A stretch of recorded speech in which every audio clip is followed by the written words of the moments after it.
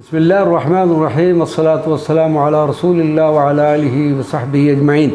حضرت ناظرین و سامعین کرام، السلام علیکم ورحمۃ اللہ وبرکاتہ۔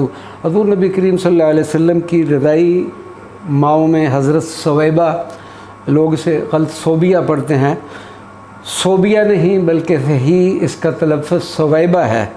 سیدت حلیمہ رضی اللہ عنہا کی آمد سے قبل سرکار دو عالم صلی اللہ علیہ وسلم کو حضرت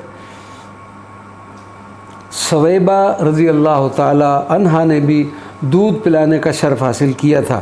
سرکار مدینہ صلی اللہ علیہ وسلم اپنی اس رضائی ماں کا بہت زیادہ خیال رکھا کرتے۔ اسی طرح ام المؤمنین سیدت خدیجہ الکبریٰ بھی حضرت ثویبہ کی بہت عزت و تکریم کیا کرتی تھیں۔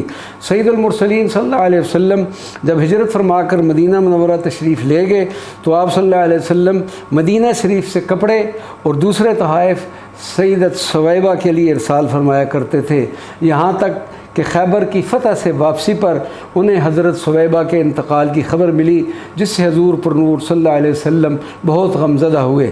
فتح مکہ کے موقع پر سید کائنات صلی اللہ علیہ وسلم جب مکہ تشریف فرما ہوئے تو اس عظیم فتح کے خوشی کے موقع پر بھی آپ صلی اللہ علیہ وسلم نے حضرت ثویبہ کو فراموش نہ کیا، بلکہ حضرت ثویبہ کے صاحبزادے مسروح کے بارے میں پوچھا تو آپ صلی اللہ علیہ وسلم کو بتایا گیا کہ وہ بھی وفات پا چکے ہیں۔ حضرت ام ایمن رضی اللہ تعالی عنہ رضی اللہ تعالی عنہ ایک حبشی خاتون تھیں جن سے نبی پاک صلی اللہ علیہ وسلم کو انتہائی وابستگی تھی۔ آپ رضی اللہ عنہ سرکار دو عالم کے جد امجد حضرت عبد المطلب کی غلامہ تھی۔ نبی کریم صلی اللہ علیہ وسلم کی ولادت کے وقت حضرت ام ایمن حضرت سیدت آمنہ کے ساتھ ہی تھی۔